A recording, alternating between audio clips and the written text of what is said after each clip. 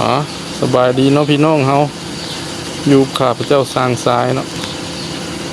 คลิปนี้มาตอบคำถามของพี่น้องเฮาได้ถามเข้ามาว่ารถไถสร้างซ้ายนี่เวลาคาดใส่คาดเนาะสิใส่จังไดเนาะ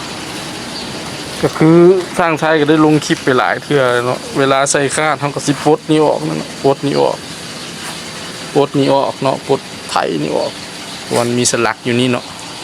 ตัวนี้ก็เป็นสลักซุบซื่อๆนะซุบซื่อๆมานี่ก็ซุบไว้ซื่อๆเอาปลดนี้ออกและ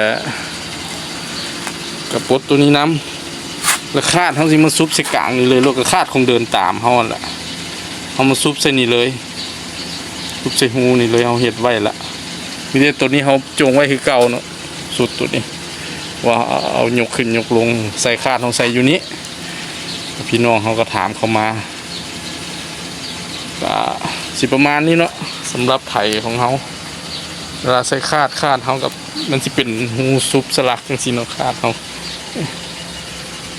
แล้วก็มาซุบใส่อยู่นี่แหละคือเดินตามคือเก่าหั่นล่ะเนาะ